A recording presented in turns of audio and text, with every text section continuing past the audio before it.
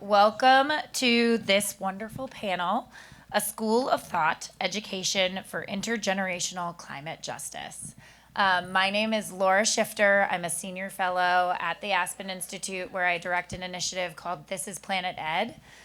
With This is Planet Ed, we're an initiative co-chaired by former Education Secretary and now Chancellor of the SUNY system, John King, and former EPA Administrator and Governor, Christine Todd Whitman.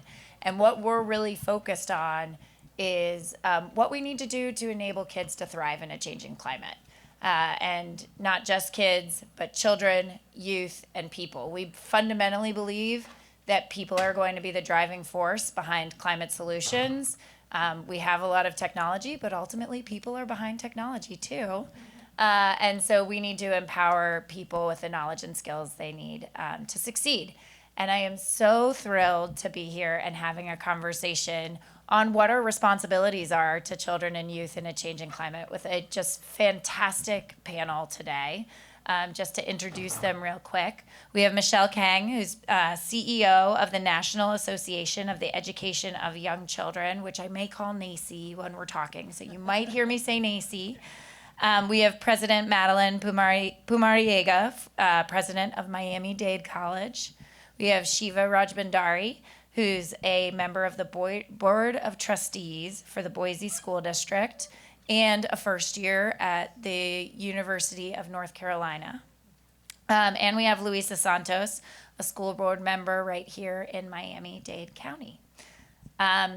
So just to get us started, one of the things that I think, especially at a conference when we're all here and we're talking about these issues, you all come to this from the perspective of education and working on these issues in education. But I think sometimes we can get lost when we're talking about all these things of solutions, that the reason why we're all taking action on climate is because we are people living here on planet Earth, and we care about people living here on planet Earth. This is really a personal issue that affects people. And so one of the things I'd like to ask each of you is just, what is it that personally motivates you to take action on climate change? And I'd love to start, Michelle, with you here, and then we'll go down the line. Well, thank you, Laura, for this opportunity. Thank you to Aspen for putting together this important conversation about education and climate. Very excited about this, and I see many friends here together with us today. First, we all come to our conversations and these spaces with different identities, and I could not start without thinking first about my identity as a mother and the world that we are leaving behind for our children. And I know that I probably share that amongst many of us who have loved ones and children, that we care for in our world. And, that identity as a mother is what has been compelling to me as the CEO of NACY. Say NACY, Laura. And on behalf of the 60,000 educators that I have the opportunity to speak on behalf of every day, and the quality early learning experiences that we want all young children to have. But I want to see a world where my children cannot be as concerned for and thinking about the environment not being able to sustain the development for each of them and for their families and for their families one day. So I'm hopeful after 2 days together that there are solutions that we can implement and we can make a difference for our children. Thanks, Michelle. And I want to start with that too, as a mother, right, and protecting Mother Earth. But I think on behalf of the 125,000 students at Miami-Dade College, making sure that they know that they play a role in climate and they play a role in solutions, and that they have the opportunity to be the change makers of the future. And then selfishly, I was born and raised in Miami and grew up on these beaches. And I want to make sure that the generations to come get the good fortune that I had growing up in this beautiful magic city. Yeah, I think I'm 19 years old, so I come to the climate fight solely out of self-interest. No, just kidding. But truly, we are seeing, the greatest challenge humanity has ever faced unfold before us, and my generation is facing the brunt of that, and we'll see the worst effects of the decisions that leaders today are making who will not live to see those same effects. And so I believe that it's imperative that young people are involved and at the table as we remake our world, to fight the climate crisis, but also to serve justice everywhere. What keeps me in the fight, though, is my peers. It's the people around me, the young people across the world who are organizing for a better future and have so much hope and so much love and still so much rage. And the way that young people have changed the conversation around climate shows me that really anything is possible. And we know we can win because we've done it before. And I believe more than ever that we're going to do it again. We're going to win a Green New Deal and remake our world. And Laura, you said, I think everyone else up here came to the panel through education, but I came into education through climate, right? Organizing in my school to get a climate action plan to address the mental health challenges, and to put students at the table making the decisions. And it's always an honor to share conversation with Shiva because he inspires me every time I get to chat with him.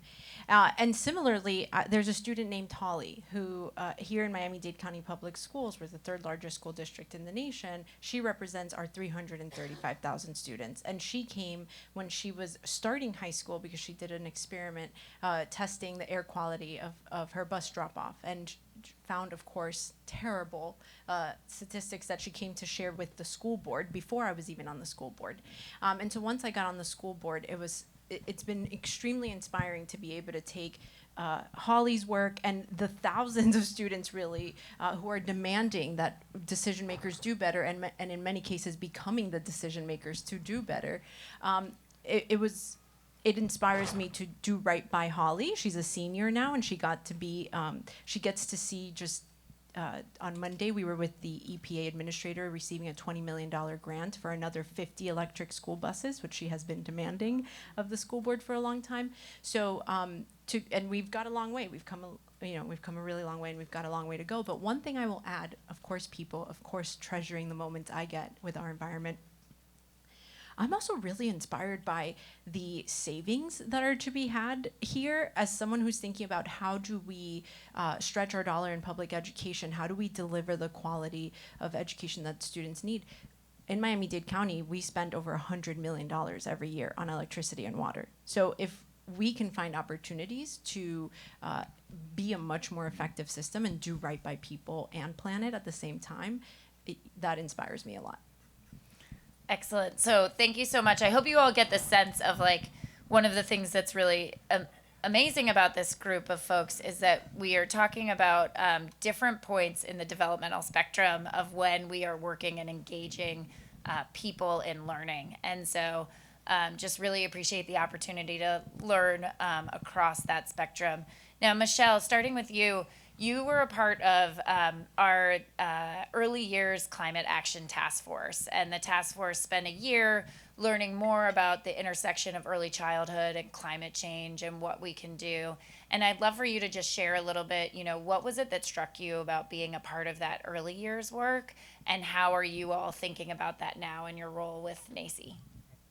Well, first, it was a terrific experience to be able to be part of this group with the facilitation of Laura, you at Aspen, and Capita, an early learning think tank, and represented the first time that we had really put together early learning experts, people who understood and understand what is important about the supporting development of young children, and climate experts. And we came together in a room to grapple with how can we be thoughtful about how we can create the best kind of environments for early learning and to address the fact that it is now a fact that cannot be ignored.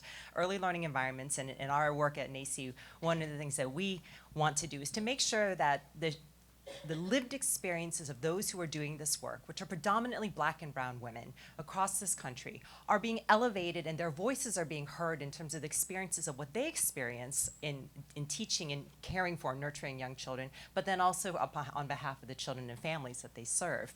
And we came out of the task force with some concrete ideas in terms of how we can make sure that early education and early learning is contemplated in things like infrastructure and community conversations. And I'm excited about the recommendations and the ways that we have continued to talk about how we can become active and for the early years to not be forgotten in the continuum of education when we think about learners starting at the very youngest age. For NACCE, there's three things that have come to mind as we think about those voices of educators. And we hear now, and I've heard, when I visit programs across the country, I'm asking, like, what are some of those impacts you're experiencing? And I visited with a program in Texas who explained to me that they lost their shade structure due to a storm, and that they now didn't have the ability to be able to take children outside safely during the day, which then alters the experience of what it is for educators and children in the course of the day. It's an impact then means that children and adults are staying indoors for many hours at a time when we want them to be outside experiencing nature and to be outside to explore, learn, and play. So that's one of many stories that we hear across all kinds of early learning environments. This is an equity issue. When we think about what development and appropriate practice is, we know that climate is disproportionately impacting communities of color, LGBTQIA, families that may not have access to resources in clean air, clean water, and clean playgrounds. So we know that this is coming up when we think about early learning environments. We also know that this is a children's health issue. When children can't have access to quality environmental spaces that give them the ability to be able to grow and learn through play, then that impacts their development. And really when it comes down to it, we talk about early learning being about relationships. And one of the things that I hear in the increasing stress, not only of the stress and the pressure of how early education, unfortunately, is a system that is broken and not funded. It's historically been underfunded, under-recognized in terms of the quality and the importance of the work on our most vulnerable learners, the time when the brain is most rapidly developing. Relationships matter. And when there's stress on families and on children and on educators, that affects the ability of having quality early learning. It means that teachers are incorporating that stress. It means that children are showing up with that stress and families are.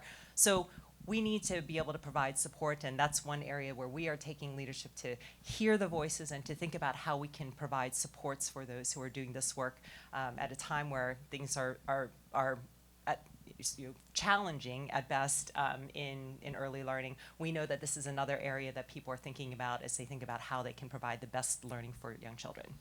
And it's just so critical because those early years are really just laying the foundation for everything decades to come for kids. That's right. Yeah. And what I love about this conversation is that we are thinking about education in that continuum. We're starting at the early years, and we're seeing that you start in the early years so that we create those foundations for K-12 and beyond.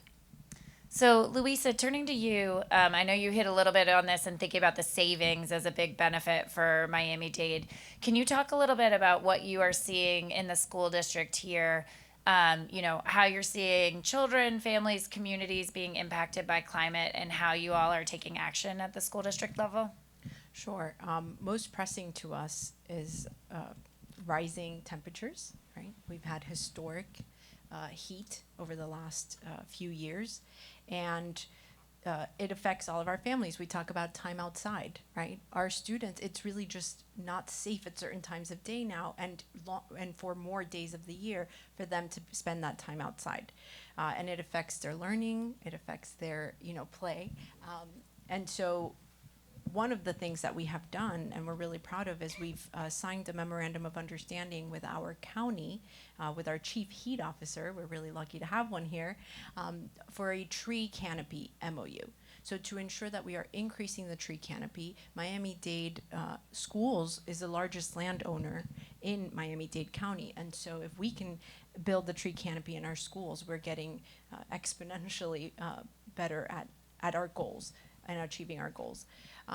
Sea level rise and day flooding obviously are top of mind because we deal with them, and of course increased risk of bigger and harder hurricanes, which we obviously have to deal with. They disrupt learning, and some of the things that we are doing is we're partnering with organizations like Dream and Green, this local non-for-profit, also with Clio Institute, to ensure that they are in our schools running amazing clubs. I see some students here who have been involved, and teaching students, right, awareness and also how to take action.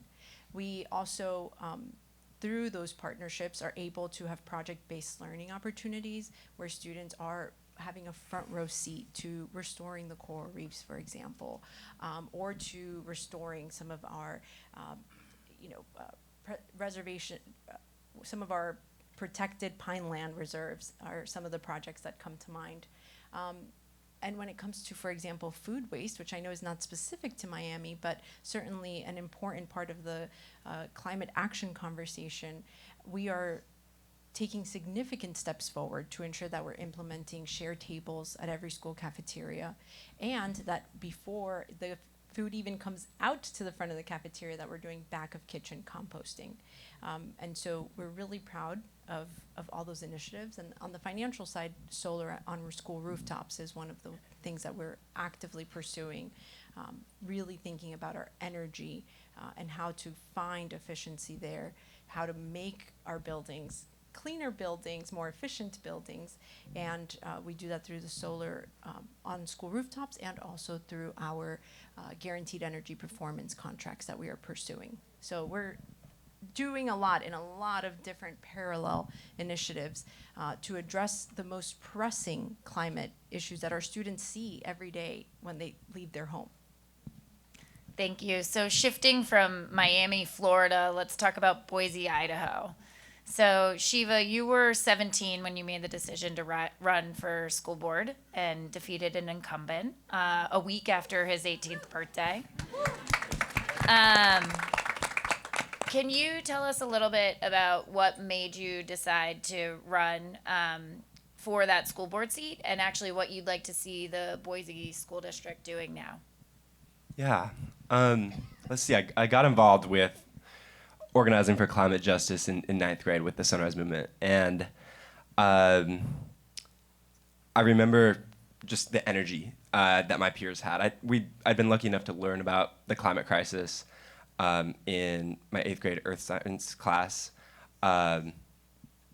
just because it wasn't part of our state K-12 science standards, just because I had a teacher who was willing to talk about it.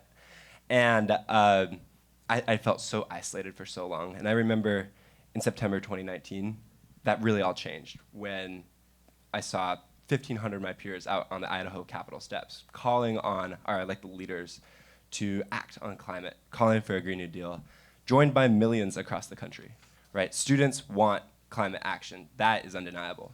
And so what do? We organize our communities. And I looked around my school and saw that,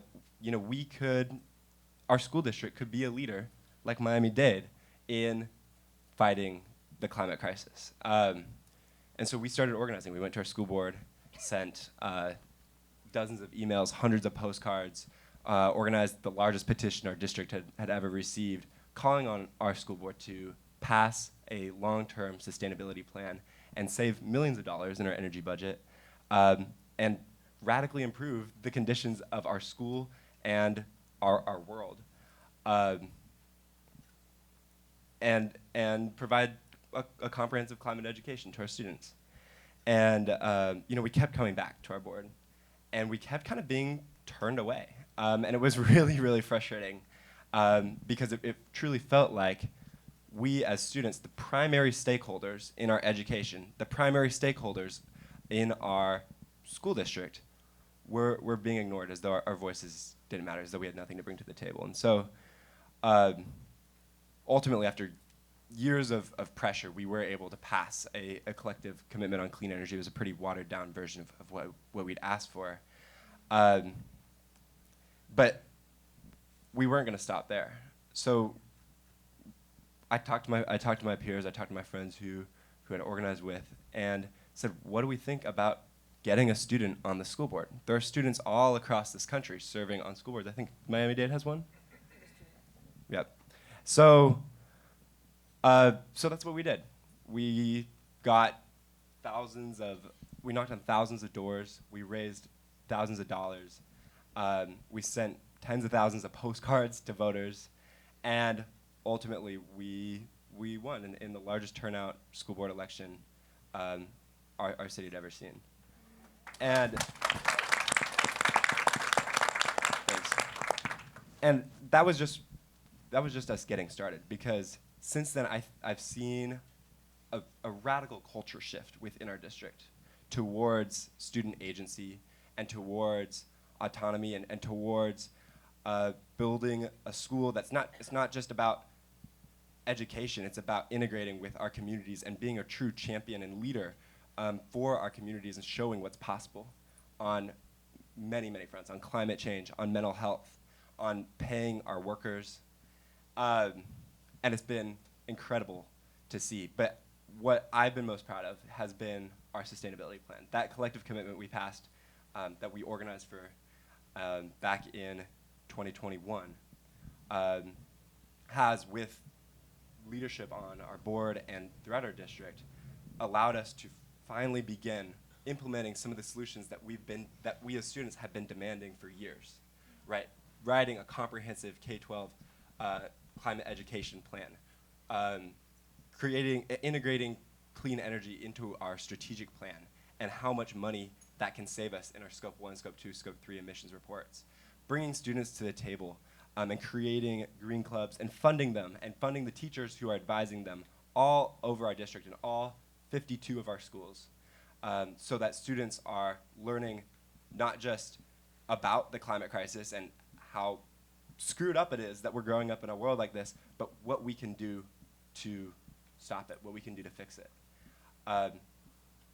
And all around me, I see students who are not just benefiting from that, but going above and beyond.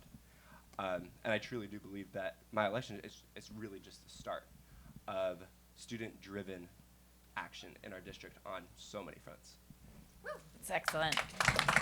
And, you know, I think hearing you talk about learning about what you can do in high school, I think, you know, then moving on to higher education and thinking about the role of higher education, community colleges, in really just not making it what you can do today, but what you can do for your career and create pathways to opportunity.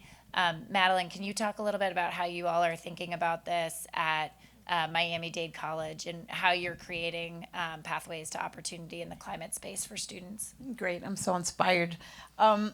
You embody our students and the passion that I see in them. So I would say at the college, we've been leading in this work. You know, over 25 years ago, we started the Environmental Ethics Institute at the college.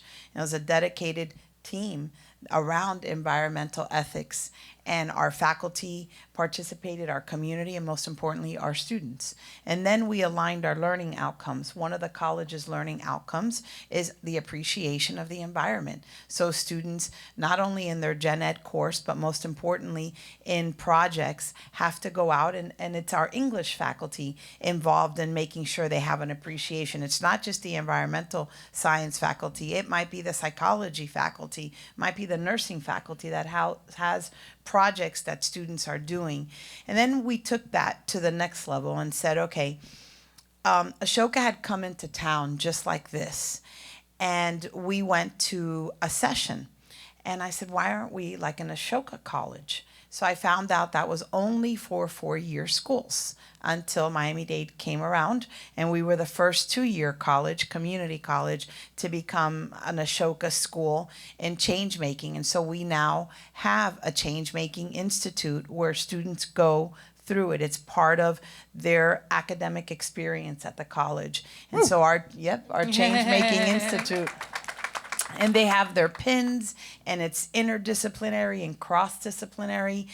So that builds on then how do we create the next generation of workers. We have a program for automotive technicians for EV cars. We partnered with Tesla. Then now we've done it with an apprenticeship program with 2 local dealerships that students can, and we can have the workforce that we don't find ourselves saying, well, sorry, we were trying to do this, but we didn't have the workforce to be able to do it.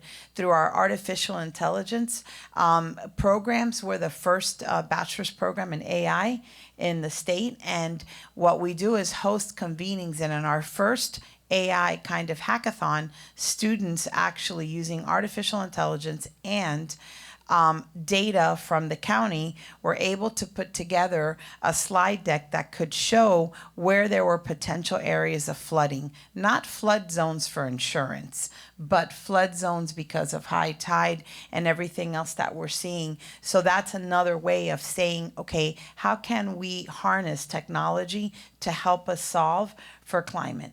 Right? And how can we take that innovation and creation? So I think our approach is not just from one, dedicating resources like the Environmental Ethics Institute, to looking at our learning outcomes and making sure students can demonstrate that, and then creating an environment and a culture that says we want you to be change makers and change the world and make the world a better place and be the solution drivers, to then making sure that we prepare the workforce that's ready to be able to assume those leadership roles and in areas that we can leverage technology for climate. Excellent. So I think, Madeline, you're talking about this a little bit, and I want to just drill down a little bit further. I did get in trouble for this yesterday, so I'm going to explain my thinking a little bit more. We're going to go from youngest to oldest, and I mean child. But I'd love for you each to talk just about what it is that you think that people need to understand at these different points in time to take action on to tackle climate change in the future. So starting, what are the foundational knowledge skills at the earliest age that young people need to understand on these issues? Well, first I'll start with the fact that the years of 0 to 8 is when the brain is most rapidly developing and is also when children are most vulnerable.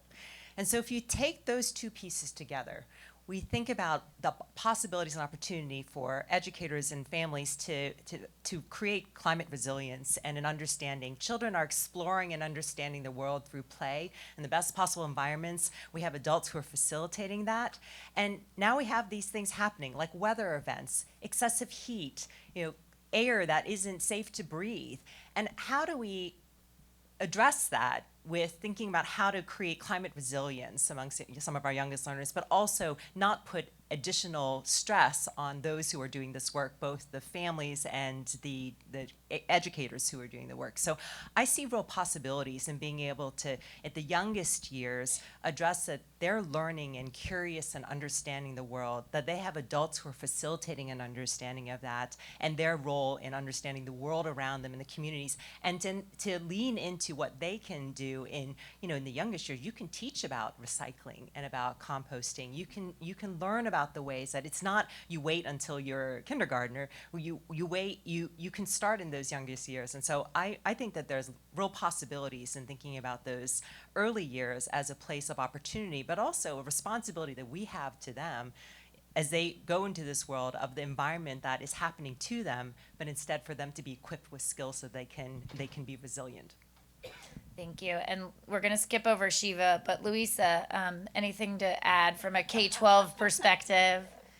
I think you get your own question, Shiva. I'm just kidding. I'm excited to hear what you have to say. I imagine a world where early learning begins to do what Michelle is talking about, and it turns into students coming into our K-12 system being fully aware, because they have state standards and awesome curriculum at the local level, of what the world around them, why it is the way it is, and then the ability and the empowerment to go do something about making it better. Because we know that climate anxiety in our children is a real thing. And what I would like to see our K-12 system is have students come out of our system, one, knowing that they have amazing pathways in higher ed, like at Miami-Dade College. I'm a proud alum, so I get to also share that it works and they're awesome. Knowing what pathways they will have in higher ed to go be active, positive change makers, whether that's just roles in electric vehicles, roles with solar panels, but they will have that understanding that I can take action and here's how I will do it, because I can make it better. And then also the skill set to know that it's going to take collaboration across all sectors. Even within our own school district, we see just how siloed departments themselves are. And so we're starting to have that mindset shift that K-12 does need to have around your food and nutrition department is not completely separate from transportation, completely separate from, hopefully, if you have a sustainability office, or from operations, or even academics. And we're starting to have that breakthrough locally. So I hope that very soon we'll crack the code, and school districts across the nation will do that so that our students will see that collaboration in action as they go through our K-12 system and into higher ed. Yeah, so Madeline, can you add what you think it means for higher ed? So I think in higher ed, it's multifaceted. Number one, that we have a shared responsibility. So we get to re-energize what they might have learned in early learning in K-12 is that they're now adults and you have decisions to make. And how does your behavior align to your values? And do you have a value of the earth, right? And the people around you and empathy. And so I think that's one aspect of it. You really can reinforce what we individually can do. Now, the second part is what do we do with collective impact? For example, in our School of Science, our students engage in undergraduate research. So they go out to the river and they do studies on contamination and what they find. Because then now they're applying what they've learned in a classroom in undergraduate research and then what they can do and advise and publish and white paper. So I think those aspects are critically important. In our Culinary Institute program, making sure that the future chefs know about compost and how they can compost and have their own garden. And so we have a garden in the middle of downtown Miami, now impacted because we have high rises and it doesn't have the right sunlight. So we're thinking, does it need to go to a rooftop? And then I'm thinking, oh my God, how do we do irrigation in a rooftop and not create a flood down below? So, but those are the challenges and opportunities I think that higher education really can engage and involve and inspire. And at Miami-Dade College, the average age of our students are 26. 60% are the first in their families to go to college, and about that same number on federal financial assistance. So getting them to understand that even within the constraints that they have an opportunity to be a change maker and to contribute.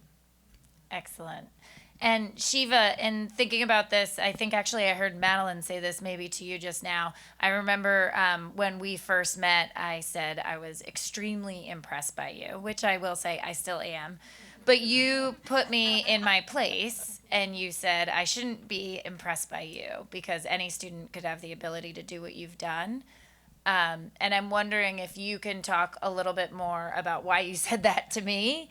And what you had in place in your education.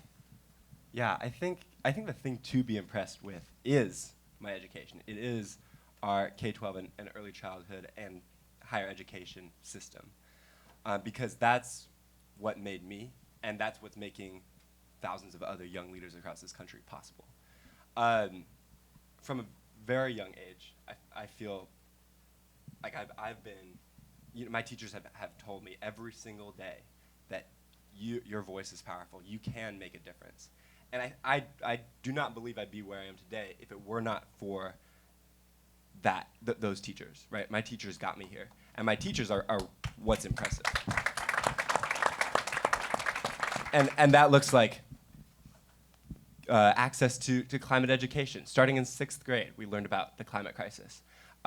Access to AP courses talking about environmental science, but also talking about like the history of the environmental movement and the civil rights movement, which is really intertwined, and so many other struggles, and learning about how climate and economy intersect, and where the market has failed to solve for this problem where humanity is like a thing, and access to higher education courses starting in 10th grade, learning about the climate crisis until now, studying at UNC, continuing to learn.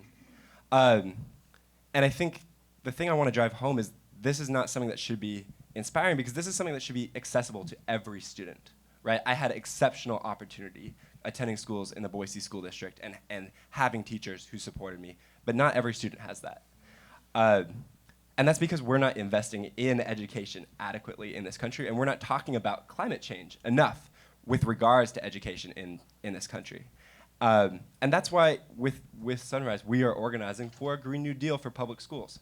We need comprehensive federal investment in our K-12 education system, in our facilities, because we know that schools are cornerstone institutions and can show their communities what climate action looks like when they install solar panels, when they radically improve their efficiency, when they've got electric buses driving around town. That changes the culture and the look of our American communities.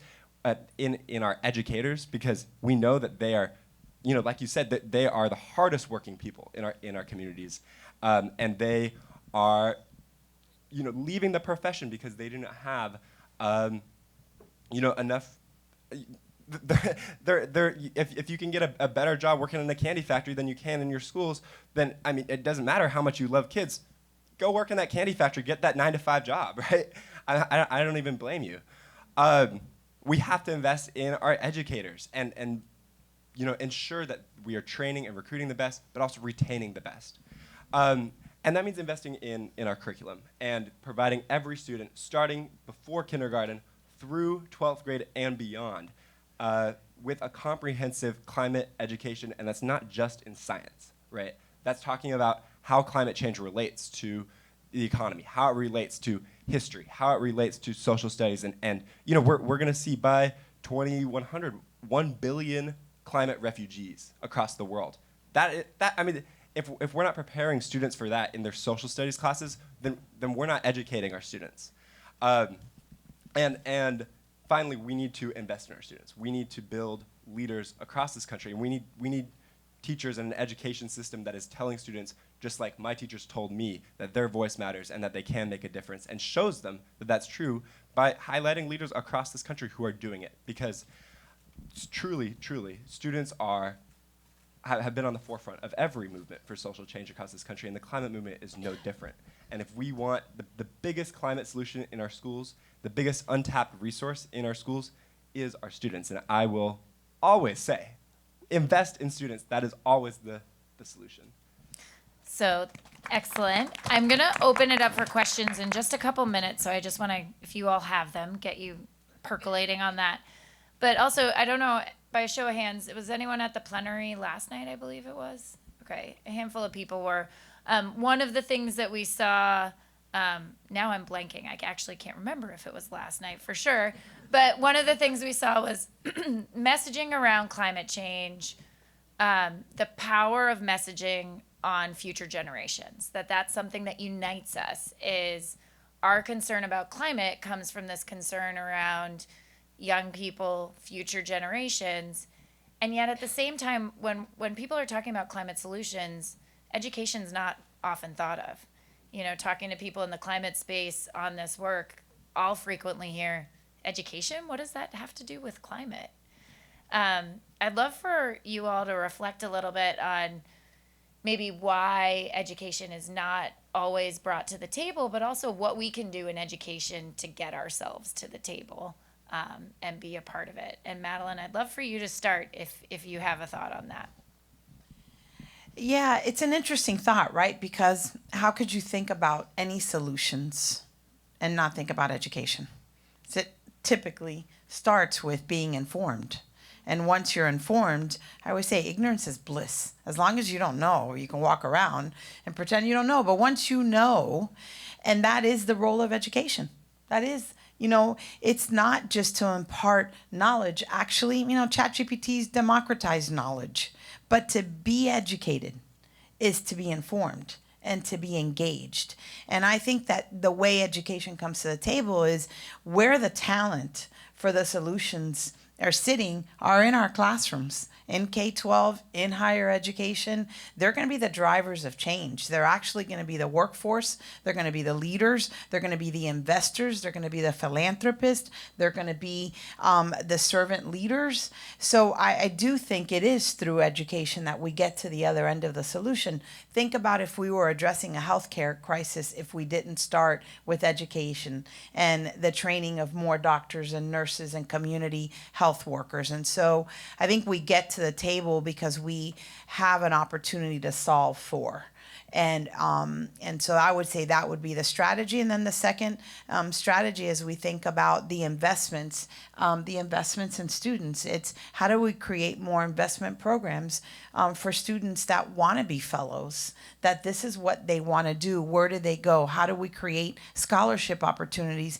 You know, when we had a healthcare crisis, all the hospitals invested in scholarship money for more nurses. And so then students majored in nursing because they had a scholarship, they didn't have to get in debt, and they could graduate and have a job. We have to create those strong linkages and pathways so that we can really accelerate impact through our young people and through education. Excellent. Louisa, you want to add? Well, I agree with all that, and I'll take a different, I'll add a different perspective.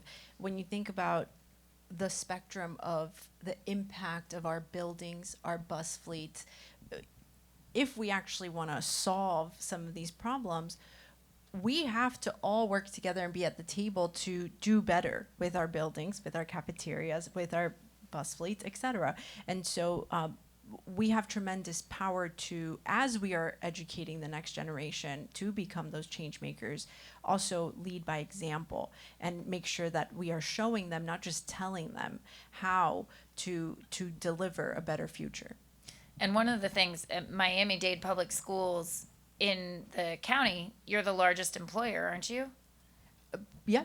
Largest Next employer. to, I think, the county. Next to the county. Largest employer in the area. Across the country, school buses are more than double the amount of municipal city buses. So we have a really large footprint here too. Michelle, you want to add? Yeah, and so I'll add to this conversation around how we make sure that education is at the table. Educators often have lenses into what is happening in families and homes so clearly, especially in early education where they're spending hours with children every day. But in K-12 and higher ed, you see the lens of what might be happening in communities and families through educators. So we need to find every way to make sure that educators are at the table, that when there are considerations and conversations about change, about ways that we can invest in infrastructure, into facilities, into the education system, bring them to the table. They can tell you, right? And as we do that, then bring the students along. I haven't often seen you bring preschoolers or young children to the table, so I won't necessarily say that is probably a right time. They always have interesting things to say, though, if you ask them. But I do think that when you bring the lens of the educator to the table, they're going to share with you what they see and what they see that will make a difference. And in that way, be able to advocate not only for focus on climate, for the things that we know are going to make a difference for us to be able to support the thriving environment we want for young children, for K-12, and for higher education students. Shiva, anything you want to add on that? Yeah, I think we should talk about why why is education left out of the picture? And I think it's because our approach to climate change in the U.S. has been like a very neoliberal approach, right? It's been tax incentives for corporations. It's been address your carbon footprint. It's been drive an electric car. And we're not going to solve climate change through this individual action. It helps, but we know it's not going to be the end-all be-all solution. And our public schools and the public sphere are the solution, right? That's where we're going to see that transformative change. And so I think the decision to leave education out of the conversation has been a strategic one, because been a strategic one by our opposition, by the fossil fuel industry, because as long as they can divide us, as long as they can, tell us, turn this into some kind of competition. Hey, what's your carbon footprint? Hey, what's your carbon footprint? Why is yours higher than hers? We will not win in the fight of our lives, the fight against the fossil fuel industry. And education doesn't do that. Education brings us together, and education brings communities across the country together into the fight for a better future.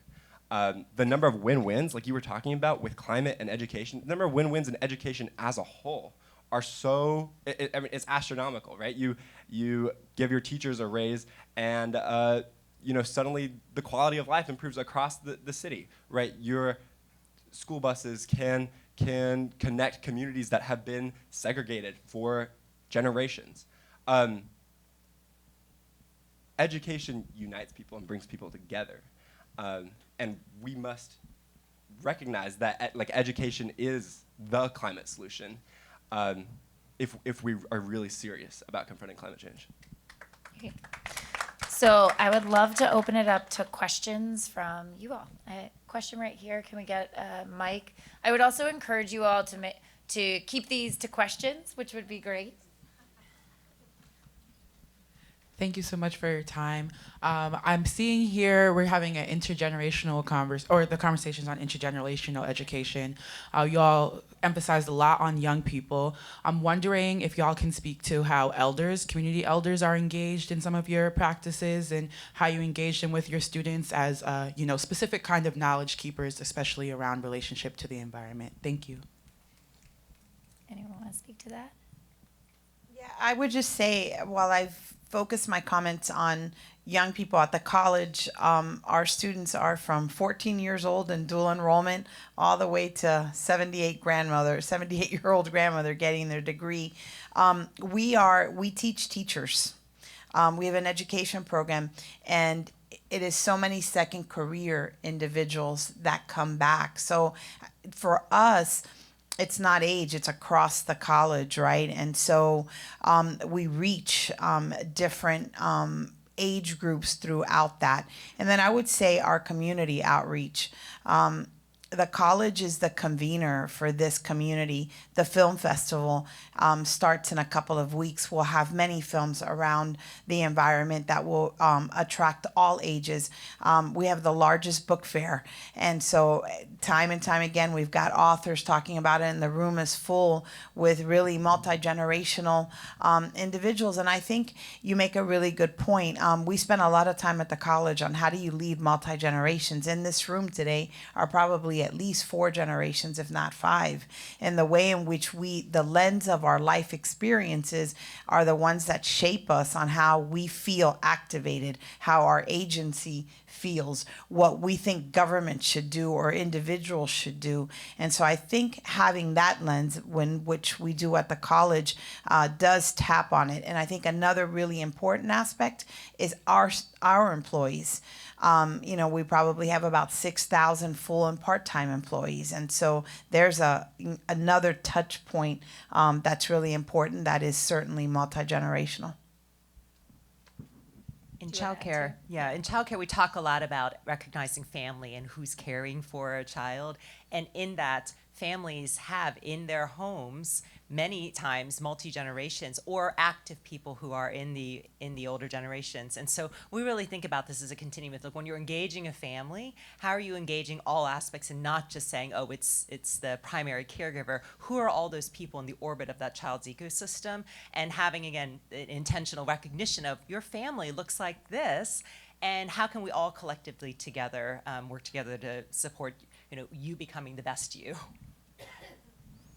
We have a question right here.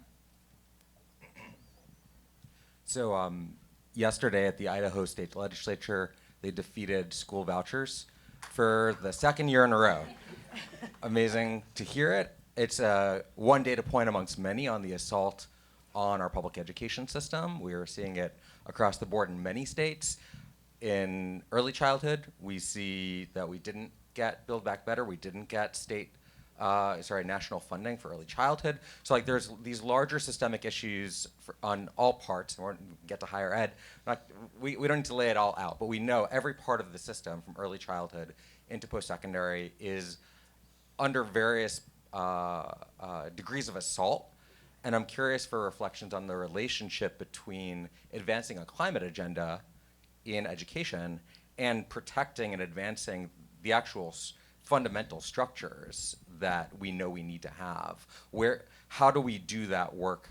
How can the work be bootstrapped? How can it be doing it at the same time? Kind of like the Green New Deal in general is both about jobs and ecology at the same time. Are there ways we can think about the education work and climate change from that kind of perspective of strengthening the institutions at the same time as you're advancing and changing them to advance a climate agenda? Louisa, would you want to start with that one? I can share a quick thought on that. For example, in Miami-Dade County, our public schools are hurricane shelters. And so we, as a public school system, are part of the resiliency infrastructure for our county. And certainly as school choice has expanded significantly in Florida, those are things that are starting to come up as questions, right? Unintended consequences of some of the policy changes, thinking through, well, how do we now adjust our network of hurricane shelters to ensure, if we're not going to only have public schools, and that's not going to be the biggest sort of place where our communities can go and we can coordinate very easily because there's sort of one person you talk to for over 350 schools and buildings, then how is choice going to affect that? That's just one of the examples I can give you where for a long time, public schools in places that, have had, let's say, less of the school voucher programs coming in, or even charter school, our students still, 75% of them still go to our public schools here. How are we going to transition these resiliency infrastructure changes? And it helps us sort of make the case for why public schools continue to be such an important part of our fabric. Madeline, do you have anything to add there too on just thinking about higher ed right now, higher ed's positioning and how we can help bolster it? Look, I think people ask me this all the time, and I said, just focus on the student in front of you. The reality is that we have an opportunity to make change makers go out there that are going to be our future leaders, that are going to be the future. So how do we make sure that we invest in them, that we provide the kind of learning environment that they need to be successful in? Especially look among community colleges. Sometimes you'll hear criticism about our graduation. How many get to the finish line? Well, it's easy if you're in the business of weeding out people to make sure that you hedge your bets on who finishes. We're in the business of growing people and growing people responsibly in a way that they're going to be our community's leaders and they're going to be the change makers of the future. And that's got to be our focus, because as we do, the ripples that we're going to put out into the world are really going to be unstoppable. Think about the tidal wave of the ripples if we continue to put more students out there equipped with future-ready skills to make sure that they not only understand the academy, the knowledge, but the future-proof skills of team building and design thinking, and team and collective impact, and now digital skills. How can they leverage technology to advance their impact? Michelle? Yeah, yesterday, Catherine Hayhoe said that the climate is not a future issue, it is a today issue. And when you think about the health and well-being of children and families, we can't deny the impact of heat, of weather events, of the challenges that are here now. So if we say in the continuum of education and supporting the development of young minds, that we care about what that looks like, we can't avoid the environment as part of the conversation. And I think it just needs to be integrated. And all the things that we've already talked about of how do you create the best possible environment for children to be able to learn, and supporting the families and the educators who are doing the work alongside them. So I think we have time for one more question. We have one in the front row right here. And then I've got one more question for you guys too. Hi, I was wondering, how do you communicate the seriousness of climate change to students who may not feel or may not be involved in climate change, informed about climate change, but also at the same time, how do you protect students' mental health, especially students who are facing ecophobia, maybe hopelessness and distress and maybe burnout, especially when these two extremes are in the same classroom? Shiva, you want to start? Yeah, I think this is a really good question, because I think often across the country, the way we teach climate change today still is very much the way I learned it in 6th grade, which is the Arctic is melting and the polar bears are dying, the seas are warming and the coral reefs are bleaching, and people in sub-Saharan Africa may not, in 50 years, they might not have enough to eat. And that's not the reality. I mean, that is the reality of climate change, but that's not the full picture. The full picture is the climate crisis is affecting every single one of us, right here, right now. And it's affecting Black and brown and working class communities the most. And it's changing the landscape of the economy that our students are growing up into. And so I think when we make it personal, and when we talk about the effects of climate change on people, and not just people far away, people in our communities everywhere across the country, because everywhere across the country is being affected by climate change, and how it is transforming, the economy that'll be available to students going forward once they graduate. I think that's the key to unlocking climate action on a broad scale across society. And I think with the mental health component, I think it also relates to that. Teaching climate change, like you said, ignorance is bliss. Like if you don't know climate, you don't know the sky's falling, you're not, you feel great, maybe. But also when climate disasters strike and you actually don't know the cause, that can be an even bigger predictor of mental health challenge. And I think the key there is talking about solutions and talking about agency. Because when students know that there's something they can do, and it's not recycling and composting and and calculating your carbon footprint, it's real system-wide action and how students can affect that. Science tells us that's the cure to climate anxiety. And I know for me personally, it was like a ton of bricks off my back the day I turned out to the climate strike in 7th grade or 9th grade, because I realized, wow, maybe there is something we can do. I think that's mostly. And I think adding to that, just one thing that I heard you talk about, and when we work with younger people, one of the things that they say is the silence doesn't help. That if you are concerned about climate change and you're not hearing the adults, there's one woman that I work with when she said she was so concerned about climate change after the IPCC report came out, one of them, and then she'd go into school and she'd hear nothing about it. And she started to think, am I the crazy one? That I'm so worried about this and nobody else is worried? So I also think just opening up a dialogue and seeing other people being a part of it is really critical. Talking about it. So just to close out, one of the things I'd like to have you all just reflect on quickly, getting really specific too.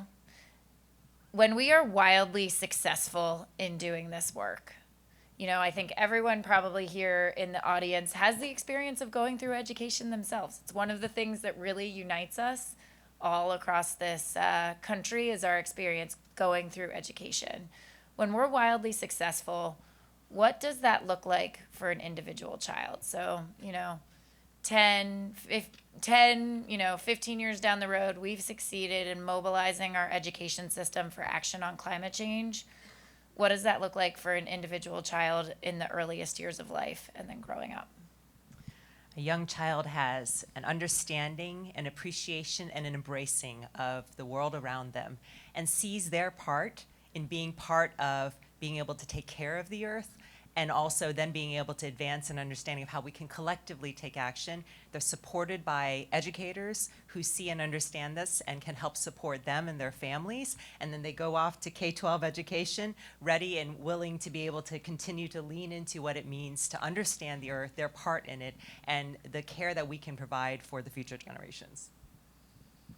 Louisa, then Shiva. And maybe that child enters kindergarten and is met with teachers who feel so empowered to teach because they've got standards and they've got curriculum that allows them and empowers them to give that education to the child from K through 12th grade, so that when they graduate, they are ready, they feel hopeful for the future and not hopeless, that they feel empowered because they've got those 21st century skills of being innovative and entrepreneurial, and they know that whatever they choose to do after, not only will they individually, yes, be doing their part, which we know is absolutely not anywhere near enough, but they will also know what to be a part of, not just demand, but be a part of when it comes to systemic change at their universities and beyond.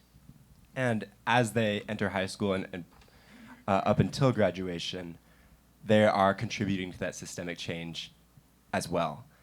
They're voting in their school board representative elections and maybe other elections too. And they have a seat at the table available to them when they want to step in and work with their school district and with leaders in their community on implementing 21st century climate solutions. And as they engage in this decision making, they learn and they gain agency and they feel empowered to enter higher education with a direction, knowing that they can get a job in the clean energy economy, fighting the climate crisis and make a good livable wage. And they're ready to succeed because, and they're ready to lead their own lives because they were given that level of agency in the structured environment of their high school. And I think they arrive to higher education with the foundational skills. They've got it from early learning. It's been reinforced. And as a result, they have a growth mindset. And they have a mindset in which whether they go into an area of study, which is simply the climate or climate tech, it's that they understand that they own the aspect of it. So in every field, if it's teachers, they're coming in because they've seen the modeling of great teachers teaching them that foundational knowledge. If they go into healthcare and health sciences, they're asking the questions of their hospitals and others on how are we leveraging, how are we solving for this. If they're in business and community, they're coming with those kinds of values that they can ask those questions and help guide their organization to make right procurement decisions that help us get there. And then hopefully we've also created this next generation of climate tech workers that are using everything that they can to leverage on how we can create clean energy, sustainability, and resiliency. And they're looking at it with an asset mindset and not from a deficit mindset, because that then begins to address that I believe I'm part of the solution. And so that's it. So yes, please join me in thanking this wonderful panel. I just want to say I feel really inspired about the possibilities for our collective future to make a difference for young people and really build our capacity to tackle this issue. And we know education has to be at the table. I do want to say one of the things that I've really been encouraging people is assigning homework at the end of moderating panels. So for all of you all who are here, your homework assignment is you've been engaged in these conversations. I really hope it will be this panel, but it can be any panel you want. Go and talk to somebody about it who wouldn't otherwise be here. Go and tell them about something that you learned while you were here, and just keep this conversation going so that we can let more people that education needs to be at the table or some other climate solution that you've heard about. So thank you. Thanks to this amazing group, and I hope you enjoy the rest of the day.